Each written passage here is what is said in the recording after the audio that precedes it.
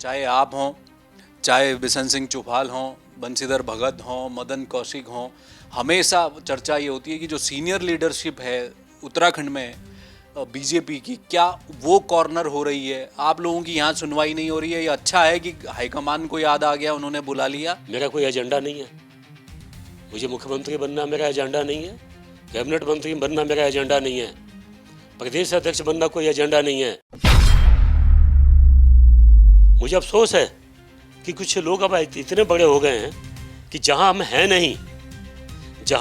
नहीं वहां ये देखते नहीं है, और जहां सब कुछ है उसको खत्म करने का कुछ फर्जी टाइप के लोग, अयोग्य लोग उसको खत्म करने का प्रयास कर रहे हैं।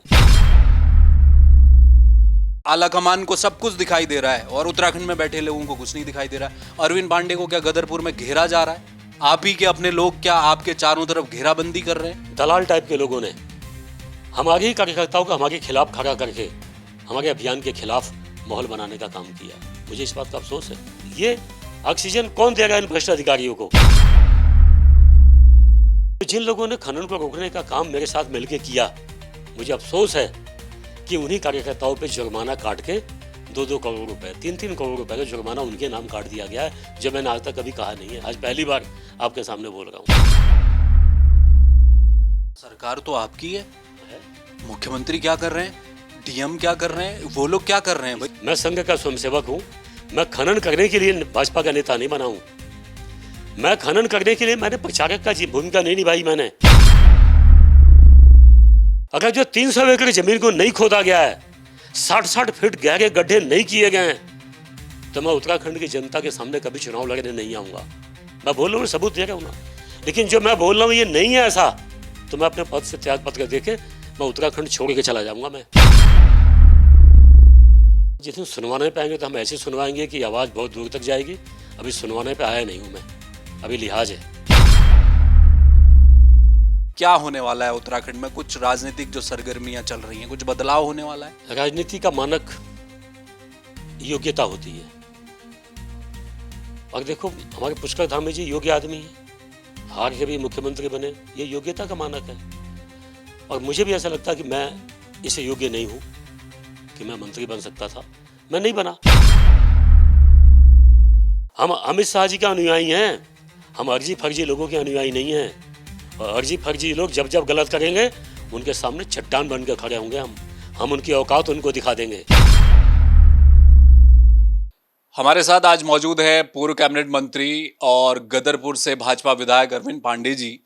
उत्तराखंड में इस समय राजनीतिक तौर पर कई तरह की हलचल चल रही है। राज्य में आपदा का भी समय है और इसके अलावा कुछ पॉलिटिकल गतिविधियां भी बड़ी तेजी से बदल रही हैं। ये भी कहा जा रहा है कि क्या आने वाले समय में कैबिनेट विस्तार होगा, तमाम तरह की चर्चाएं चल रही हैं। इस बीच विधायक अरविंद पांडे दिल्ली पहुंचे थे और गृह मंत्री अमित शाह से मुलाकात हुई है। क्या मुलाकात हुई है, क्या बातचीत हुई है, क्या तराई की जो समस्याएं हैं, गदरपुर से जुड़ी हुई विधानसभा और आसपास की विधानसभाओं से जुड़े हुए कई ऐसे मुद्दे हैं जिनको अरविंद पांडे लगातार पिछले कई सालों से उठाते आ रहे हैं, उनको लेकर भी गृह मंत्री से बातचीत हुई है। हम बात करेंगे कि दिल्ली में हुआ क्या है। बहुत स्वागत है सर आपका। धन्यवाद आपका। मैं पिछले 2012 से हम देखते आ रहे हैं, अमित शाह अभी तो गृह मंत्री हैं लेकिन बीजेपी में सर्वे सर्वा माने जाते हैं। बहुत कम ऐसा होता है कि छोटे से राज्य से विधायकों को बुलाया हुआ है और किसी विधायक को मुलाकात की जाए। क्यों आपको बुलाया गया और क्या बातचीत हुई? आप आए, मैं सबसे पहले आपका धन्यवाद देता हूँ। साथ ही इन दिनों हमारे उत्तराखंड में कई आपदाएं आई हैं। उन आपदाओं में जो हमारे अपने स्वजन प्रियजन जो हमें छोड़ के हमेशा के लिए चले गए, उनके प्रति पहले मैं अपनी संवेदना प्रकट करता हूँ और भगवान से प्रार्थना करता हूँ कि सभी हमारे इन देवात्माओं को अपने चरणों में स्थान दें, इनको आवागमन से मुक्त करें, और इनके परिवार के जो लोग बिछड़ गए हैं उनको भगवान हिम्मत दे ताकि इस दुखद घटना को बर्दाश्त कर सकें। क्या बातचीतें हुई सर? ये मसला भी आपने रखा है आपदा को लेकर, अपने क्षेत्र की जो समस्याएं थी? हमारे गृह मंत्री अमित शाह जी हैं और वह देश के पहले गृह मंत्री हैं जिन्होंने इतने लंबे समय तक इस दायित्व को निभाया है। और ऐसी परिस्थितियों में निभाया है कि जब देश को कांग्रेस पार्टी के किए हुए कामों की वजह से, कांग्रेस पार्टी द्वारा सत्ता कब्जा करने के पश्चात जो देश के अंदर अराजकता पैदा की, जातिवाद, क्षेत्रवाद, दंगे, हिंदू मुस्लिम के दंगे, अनगिनत लोगों की हत्याएं, कई जगह जातिवाद के नाम पे, क्षेत्रवाद के नाम पे देश बढ़ने को तैयार था। ऐसी परिस्थितियों के बाद अमित शाह जी ने इस दायित्व को संभाला और बहुत ईमानदारी से कि तेरा वैभव अमर रहे माँ, हम दिन चार रहे ना रहे, इस भाव के साथ अमित शाह जी ने देश को संवारने का, देश को बचाने का काम किया है। मैं इस काम के लिए सबसे पहले उनको बधाई देने गया था और ये मेरा सौभाग्य है कि हम जैसे छोटे छोटे कार्यकर्ताओं को अमित शाह जी बुला के हम लोगों का सम्मान बढ़ाते हैं, हम लोगों को जिंदा रखने का काम करते हैं। तो हम लोग भी इतने के भूखे हैं कि हमारा नेता हमको याद कर ले, सुख दुख में हाल चाल पूछ ले। हम लोगों को हेम भाई इसके अलावा कुछ नहीं चाहिए, हम लोग तो भाव के भूखे हैं, हम लोग उस भाव के भूखे हैं। तो हमको हमारे नेता ने याद किया, बुलाया, तो हम लोगों के लिए इतना ही इज्जत मान सम्मान पर्याप्त है। हम तो इतने में ही हम लोगों के अंदर इतनी एनर्जी आ जाती है कि हमसे बड़े से बड़े पहाड़ ढा दें। राजनीति क्या होती है? देश के लिए, अपने समाज के लिए, अपनी पार्टी के लिए ऐसे अपने नेताओं के आदेश को पालन करने में हम लोग किसी हद तक जा सकते हैं। बस नेता का दृष्टिकोण ऐसा सकारात्मक और पॉजिटिव होना चाहिए। आज जब मुलाकात हुई तो हमारे क्षेत्र में बाजपुर जगह है जो ऐतिहासिक स्थान है और वहाँ के लोगों ने तराई को बसाने का काम किया है। जिस समय लोग वहाँ गांव में या शहर में बसने नहीं जाते थे क्योंकि बहुत खतरनाक मच्छर होते थे, जंगली जानवर होते थे, कोई जाता नहीं था। ऐसे टाइम में बाजपुर के जो इस समय की पीढ़ी है, इनके पूर्वजों ने अपना त्याग बलिदान देके बाजपुर को स्थापित करने का काम, बाजपुर को बसाने का काम, बाजपुर को जिंदा करने का काम वहाँ के लोगों ने किया। आज उनकी जो नई पीढ़ी है वो थोड़ी दिक्कत में है कि उनकी भूमिधरी की जमीन को सरकारी कैसे घोषित कर दिया गया, क्रय विक्रय पे स्टे कर दिया गया। इससे कहीं ना कहीं वहाँ की जो पीढ़ी है, जिन्होंने संघर्ष करके अपना त्याग बलिदान दी, जिस पीढ़ी ने दिया है, उनके बच्चे आज कहीं ना कहीं असहज हैं। इस भाव को लेकर मैंने अपने गृह मंत्री जी के सामने विषय को रखा और हमारे गृह मंत्री जी ने सकारात्मक इस पे कार्रवाई का हमको आश्वासन दिया। मैं इसके लिए अपने गृह मंत्री जी का मैं धन्यवाद देता हूँ। कानूनी मसला भी फंसा हुआ है क्या? कोई रास्ता निकल सकता है? उन्होंने कहा है क्या गृह मंत्री कुछ करेंगे? सारी इस जो विषय है, इसकी जो ईमानदारी से जिसकी पृष्ठभूमि है, इसको मैंने उनको बताया। कानूनी जो दिक्कतें हैं वो भी हमने बताया। तो उन्होंने मुझे आश्वस्त किया कि मैं स्टेट गवर्नमेंट से बात करके जल्द इसका समाधान निकलवाऊंगा। ये मुझे आश्वासन अमित शाह जी ने दिया है। आप दिल्ली गए सर, मुलाकात हुई गृह मंत्री से, जैसा आपने कहा कि उन्होंने याद किया, अगर और याद भी किसने किया? आला कमान ने। हम पिछले कुछ दिनों से देख रहे हैं, चाहे आप हों, चाहे बिशन सिंह चुफाल हों, बंशीधर भगत हों, मदन कौशिक हों, हमेशा चर्चा ये होती है कि जो सीनियर लीडरशिप है उत्तराखंड में बीजेपी की, क्या वो कॉर्नर हो रही है? आप लोगों की यहाँ सुनवाई नहीं हो रही है? ये अच्छा है कि हाईकमान को याद आ गया, उन्होंने बुला लिया? देखिए, भगवान किसको कहते हैं? भगवान कभी अपने आप को बड़ा नहीं मानते। जो गार्जियन होता है वो कभी अपने आप को, जो सच्चा गार्जियन होगा वो अपने आप को कभी बड़ा नहीं मानता है। बड़े को, गार्जियन को ये लगता है कि जो नीचे टीम है ना, ये मेरी अपनी है, इनका संरक्षण करना, संरक्षण करना है, संवर्धन करना है। इसी चीज़ को तो हम नई पीढ़ी को देंगे। मुझे अफसोस है कि कुछ लोग अब इतने बड़े हो गए हैं कि जहाँ हम हैं नहीं वहाँ ये देखते नहीं हैं, और जहाँ सब कुछ है उसको ख़त्म करने का कुछ फर्जी टाइप के लोग, अयोग्य लोग उसको ख़त्म करने का प्रयास कर रहे हैं। तो मैं उनसे कहना चाहता हूँ कि सीखो इन चीज़ों से। हमको भी इससे सीखना चाहिए, हमको भी सीखना चाहिए। बड़े पद पे बैठने से कोई बड़ा नहीं होता है, बड़ा दिल होना चाहिए, बड़ा मन होना चाहिए, ये कोई बात नहीं है। तो इन चीज़ों को हमसे अमित शाह जी से सीखना चाहिए। अमित शाह जी ये वो व्यक्ति हैं जिन्होंने देश के लिए, संगठन के लिए, इन्होंने अपना सर्वस्व न्यौछावर किया। ये वही अमित शाह जी हैं जिनको गुजरात में कांग्रेस पार्टी ने, वामपंथियों ने चकनाचूर करके जमीन में गाड़ने का काम किया। लेकिन ये महानायक अपनी ईमानदारी, अपनी कर्मठता, अपने धैर्य से अमित शाह जी यहाँ तक पहुंचे हैं देश को बचाने के लिए। तो हम इनके अनुयायी हैं, हम अमित शाह जी के अनुयायी हैं, हम अर्जी फर्जी लोगों के अनुयायी नहीं हैं। और अर्जी फर्जी लोग जब जब गलत करेंगे उनके सामने चट्टान बन के खड़े होंगे। हम उनकी औकात उनको दिखा देंगे। हम अमित शाह के अनुयायी हैं, हमारे डीएनए में अमित शाह का डीएनए बसता है, मोदी का बसता है। हम अर्जी फर्जियों की चिंता नहीं करते। तो उत्तराखंड वाले क्या बीजेपी संगठन को नजर नहीं आ रहा? सरकार के स्तर में लोगों को नजर नहीं आ रहा है? मैं पहली दफा देख रहा हूं कि अरविंद पांडे, पिछले कुछ दिनों में मैंने देखा है कि आप असहज हैं। आप ही नहीं, कई नेता बीजेपी के असहज दिखाई दे रहे होते हैं अपने क्षेत्रों में। बात केवल कैबिनेट में शामिल होने की नहीं है सर, मैं ये कहना चाह रहा हूं जिन लोगों ने बीजेपी को ग्रास रूट से, आप लोग तो जेल गए, राज्य गठन के आंदोलन को छोड़ दीजिए, बीजेपी को खड़ा करने में आप जैसे बहुत सारे लोगों का हाथ है। वो क्यों कॉर्नर हो रहे हैं उत्तराखंड में कि आला कमान को सब कुछ दिखाई दे रहा है और उत्तराखंड में बैठे लोगों को कुछ नहीं दिखाई दे रहा है? अरविंद पांडे को क्या गदरपुर में घेरा जा रहा है? आप ही के अपने लोग क्या आपके चारों तरफ घेराबंदी कर रहे हैं? पहली बात तो हेम भाई, कोई किसी को किनारे नहीं लगा सकता। आदमी के अपने कर्म, अपने संस्कार, अपने चरित्र, ये ठीक रखना चाहिए। बाकी घेरने की तो किसी की क्या औकात क्या है। और कोई किसी को साइड लाइन नहीं लगाता। साइड लाइन वो लोग लगते हैं जिनको लगता है कि हम मुख्यमंत्री बन जाएं, बस ये मिल जाए हमें कैसे भी। किसी को लगता है कि हम कैबिनेट में आ जाएं, उनको लगता होगा। किसी को लगता हम प्रदेश अध्यक्ष बन जाएं। मैं, ईश्वर साक्षी है, मैं इन चीज़ों से मुक्त हूँ। हमें कोई पद नहीं चाहिए। हमारे जो देश के नेता हैं जिन्होंने अपने आप को खपा दिया, अपने आप को खत्म कर दिया देश के लिए और संगठन के लिए, ऐसे नेता हमारे शीर्ष पे बैठे हुए हैं।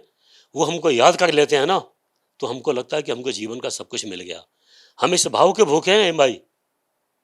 किसी को लगता है कि हम ये बन गए हैं तो बाकियों को इसको निपटा दो, उसको निपटा दो।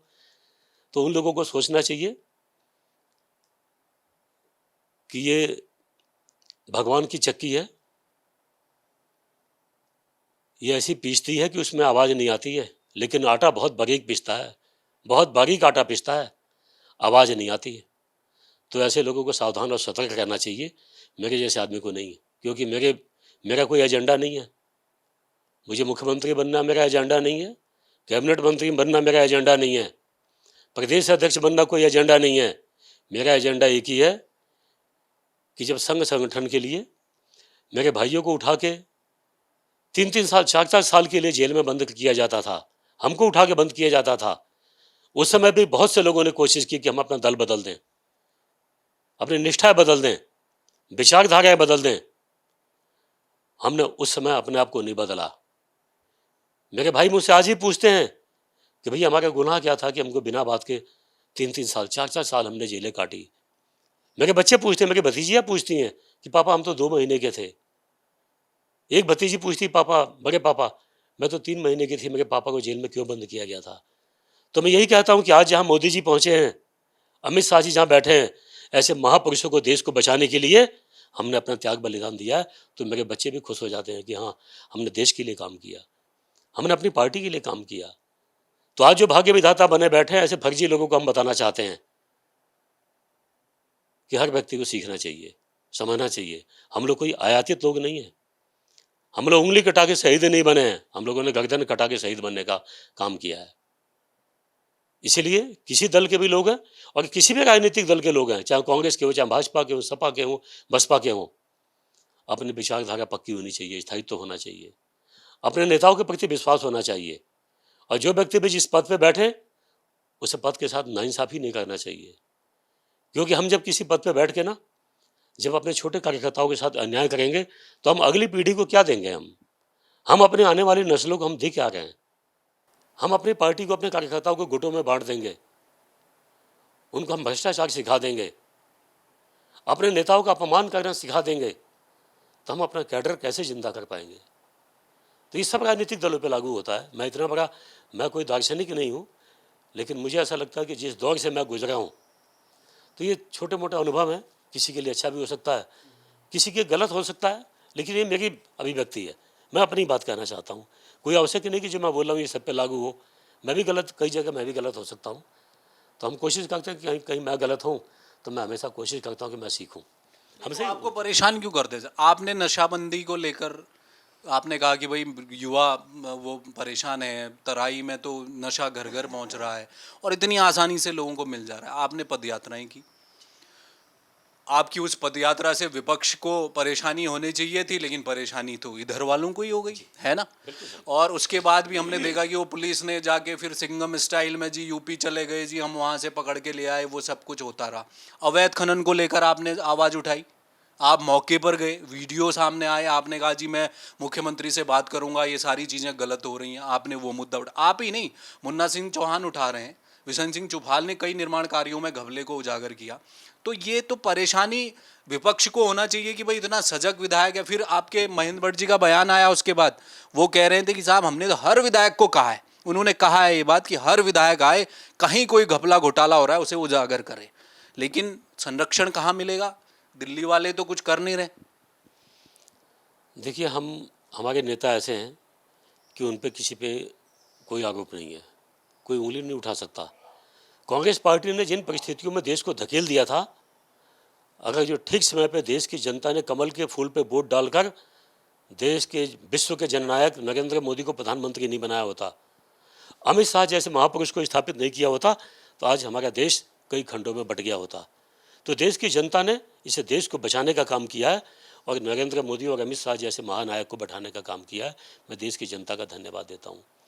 रही बात जो आपने कही स्टेट की, ये बिल्कुल सही बात है कि मैंने जब जब युवा पीढ़ी को नशे से बचाने के लिए मैंने कार्यक्रम किए, तो निश्चित ही कुछ दलाल टाइप के लोगों ने हमारे ही कार्यकर्ताओं को हमारे खिलाफ खड़ा करके हमारे अभियान के खिलाफ माहौल बनाने का काम किया। मुझे इस बात का अफसोस है और मुझे इस बात का भी अफसोस है कि सबूत है कि जिन भारतीय जनता पार्टी के कार्यकर्ताओं ने खनन के खिलाफ आवाज़ उठाई, उन कार्यकर्ताओं ने राजसिक समाज के लोग हैं, उन्होंने कहा कि साहब यहाँ सरकारी ज़मीनें हैं, इन ज़मीनों पे देश की आज़ादी से पहले हम बैठे हुए हैं और इसी में धान गेहूँ लगा के हमारे बच्चे पलते हैं, यहाँ अवैध खनन हो रहा है, इस खनन को रोकिए। तो जिन लोगों ने खनन को रोकने का काम मेरे साथ मिलकर किया, मुझे अफसोस है कि उन्हीं कार्यकर्ताओं पे जुर्माना काट के 2-2 करोड़ रुपए, 3-3 करोड़ रुपए का जुर्माना उनके नाम काट दिया गया है, जो मैंने आज तक कभी कहा नहीं है। आज पहली बार आपके सामने बोल रहा हूँ। तो मैं कहना चाहता हूँ कि ये ऑक्सीजन कौन देगा इन भ्रष्ट अधिकारियों को? जो अधिकारी वहाँ तहसीलदार है, SDM है, पुलिस वाले हैं, DM हैं, जो मिलकर सरकारी ज़मीन, और 5-7 एकड़ ज़मीन नहीं, 100 एकड़, 200 एकड़, 300 एकड़ ज़मीन, सरकारी ज़मीन, जहाँ पट्टे का आदेश नहीं हुआ है, जहाँ रॉयल्टी का आदेश नहीं है, कुछ नहीं है, 100 मीटर चौड़ी नदी को खोद के 2-2 किलोमीटर चौड़ी बना दी गई। 200 एकड़, 300 एकड़ ज़मीन को खोद के माफिया खा गए और जिन लोगों ने खनन का विरोध किया उन्हीं के नाम जुर्माना काट के डाल दिया गया। तो जो ये काम कर गया ना बैठ के, भगवान उनको छोड़ेगा नहीं और हम भी ऐसे लोगों को नहीं बख्शेंगे। मैं संघ का स्वयंसेवक हूँ, मैं खनन करने के लिए भाजपा का नेता नहीं बना हूँ। मैं खनन करने के लिए मैंने प्रचारक का भूमिका नहीं निभाई। मैंने, अगर जो दिल्ली में बैठे नेता मेरे पे विश्वास करते हैं तो इसीलिए करते हैं कि मैं 100 कैरेट का कार्य करता हूँ। सही प्लेटफॉर्म पे अपनी बात को कहना मेरी जिम्मेवारी है, मैं कहूँगा। लेकिन जब नहीं होगा तो मैं जनप्रतिनिधि हूँ, जनता की आवाज़ को हर कीमत पर आगे उठाऊंगा ताकि ये गलत काम की परंपराएं ना बन जाए कि जो लोग भ्रष्टाचार के खिलाफ खड़े होंगे उन्हीं पे मुकदमा ठोका जाएगा।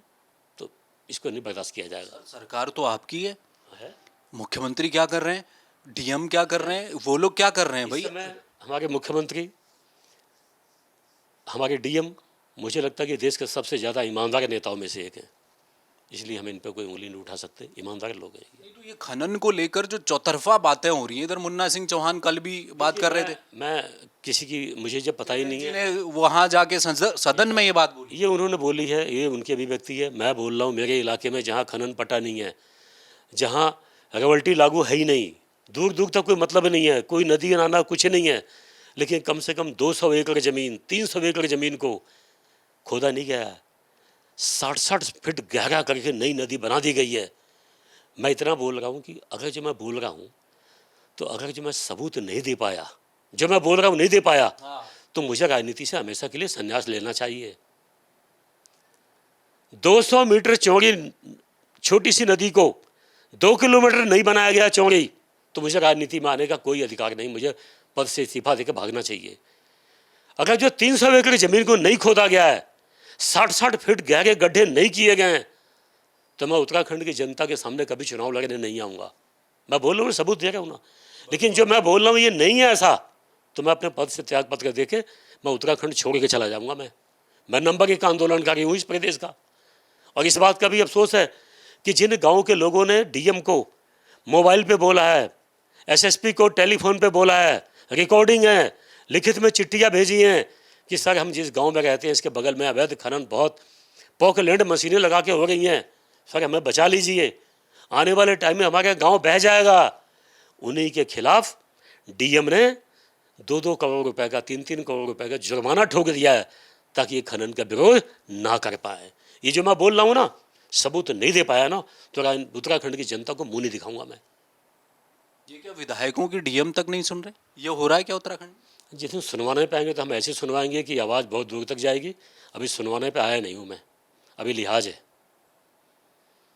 चलिए सर, मेरा एक आखिरी सवाल है। अमित शाह से आपकी मुलाकात हुई है, इधर उत्तराखंड में चर्चा ये चल रही है कि जी कैबिनेट विस्तार भी हो सकता है, रिसफल हो सकता है, बदलाव हो सकता है, चेहरा बदल सकता है, बहुत तरह की बातें चल रही हैं।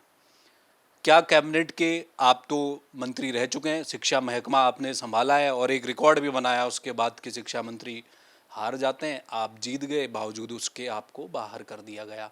क्यों किया गया वो आप कहते हैं कि मुझे आज तक नहीं पता चला। अब क्या आपका नंबर आने वाला है? आप इच्छुक हैं? क्या होने वाला है उत्तराखंड में? कुछ राजनीतिक जो सरगर्मियां चल रही हैं, कुछ बदलाव होने वाला है? राजनीति का मानक योग्यता होती है। और देखो हमारे पुष्कर धामी जी योग्य आदमी हैं, हार के भी मुख्यमंत्री बने, ये योग्यता का मानक है। और मुझे भी ऐसा लगता है कि मैं इसे योग्य नहीं हूँ कि मैं मंत्री बन सकता था, मैं नहीं बना। लेकिन मुझे अफसोस नहीं है, इसीलिए अफसोस नहीं है क्योंकि हमारी पार्टी अच्छा काम कर रही है। हमारे सभी मंत्री मुख्यमंत्री जी के साथ मिलके इसे प्रदेश ने जो जनादेश हमको दिया है, उस जनादेश के सापेक्ष एक सकारात्मक काम हमारी सरकार कर रही है। तो मैं खुश हूँ, मैं अपनी सरकार के साथ हूँ। और मैं नहीं बना, हमारे यहाँ देखिए मैं नहीं होता, मैं बाद में है, हमारे यहाँ संगठन पहले है, व्यक्ति बाद में है। तो हमारी सरकार है, हमारे मुख्यमंत्री हैं, हमारे सभी मंत्री हैं, मिलजुल कर प्रदेश की भावनाओं के अनुरूप काम कर रहे हैं। तो मुझे इस बात की खुशी है। और मैं भाई साहब आपसे स्पष्ट कहना चाहता हूँ, ईश्वर साक्षी है, मैं किसी चीज़ की प्रत्याशा मुझे नहीं है। मैं अपने आप को इस योग्य नहीं मानता कि मैं कोई कैबिनेट मंत्री बन सकूं। मेरे अंदर इतनी योग्यता नहीं है कि मैं मुख्यमंत्री बन सकूं। मेरे अंदर इतनी योग्यता नहीं है कि मैं प्रदेश अध्यक्ष बन सकूं। लेकिन जो लोग, देखिए ऐसा नहीं होता। जो बने हैं, देखो होता ही है कि जो पदों पे नहीं, जो पदों पे बैठे हैं, हम उन्हीं में शामिल हैं, वो मेरे अपने लोग हैं। उनके काम में मैं हर तरह से उनके साथ शामिल हूँ, हर तरह से मैं साथ शामिल हूँ। और वो हैं तो हम हैं, हमारे यहाँ संगठन है। जब संगठन ने कोई निर्णय ले लिया है तो कोई इफ बट नहीं, कुछ नहीं। तो कुछ होगा कैबिनेट विस्तार इस बीच? क्या देखो, ये हमारा काम थोड़ी है। ये जो हमारे नेता ऊपर बैठे हैं, शीर्ष नेता जो देश को चला रहे हैं, और देश इतने अच्छा चल रहा है कि विश्व में हिंदुस्तान का एक कद उभर रहा है, आभा मंडल बढ़ रहा है। तो ऐसे माहौल में जब देश विषम परिस्थितियों से गुजर रहा है, आप देख लो, इस विश्व की सबसे बड़ी ताकत अमेरिका, ट्रंप जी ने टैरिफ लगा के हिंदुस्तान को कमज़ोर करने की कोशिश की, लेकिन हमारे देश के महानायक ने, मोदी जी ने आह्वान किया आम जनता से, हमारे मोहन भागवत जी, उन्होंने आह्वान किया कि सब स्वदेशी अपनाओ और टैरिफ का मुंह तोड़ जवाब दो। हमको इस काम पे लगना है, हमको इसके बारे में सोचना है। हमारे यहाँ विस्तार होगा नहीं होगा ये मेरा काम थोड़ी है, ये हमारा काम नहीं है। चलिए, बहुत शुक्रिया सर। थैंक यू भाई साहब। तो ये थे अरविंद पांडे, पूर्व कैबिनेट मंत्री, गदरपुर से विधायक हैं, अपनी बेबाक राजनीति के लिए जाने जाते हैं और खुलकर मुद्दों पर बोलते भी हैं, संघर्ष करते हुए दिखाई भी देते हैं। नशे के खिलाफ इनका जो एक कार्यक्रम था वो व्यक्तिगत रूप से मुझे और बहुत सारे लोगों को अच्छा लगा, क्योंकि हम उत्तराखंड को दूसरा पंजाब नहीं बना सकते। पंजाब वालों को बुरा मानने की ज़रूरत नहीं है, जिस तरह की खबरें पंजाब से आई हैं वो ठीक नहीं है, उस दिशा में उत्तराखंड नहीं जाना चाहिए। एक बहुत बड़ी समस्या खनन को लेकर है, अवैध खनन को लेकर। वैज्ञानिक तरीके से खनन हो बहुत जरूरी है, लेकिन जो अवैज्ञानिक तरीके से खनन हो रहा है पैसे के लिए और ये सब कुछ चल रहा है, उसमें न केवल अरविंद पांडे बल्कि सांसद हरिद्वार से त्रिवेंद्र सिंह रावत वो सदन में बोलकर आए हैं लोकसभा में।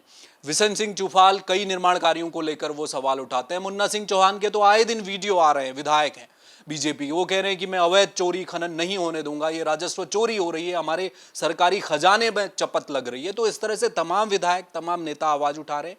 तो यहाँ बैठी सरकार क्या कर रही है, संगठन के लोग क्या कर रहे हैं, ये भी देखना पड़ेगा। अगर ये नहीं होगा तो फिर यही होगा कि दिल्ली में जो राष्ट्रीय नेतृत्व है वो नजरें घुमाएगा और ऐसे ही विधायक नेताओं को बुलाकर जरूर पूछेगा। तो दिल्ली से क्या कोई फीडबैक लिया जा रहा है, बहुत सारे लोगों की मुलाकात हो रही है, तो आने वाले समय में कुछ होने जा रहा है क्या बड़ा, उस पर नजर रहेगी। कैमरामैन मयूर उपाध्याय के साथ हेम भट्ट, जय भारत टीवी। आप देख रहे हैं जय भारत टीवी।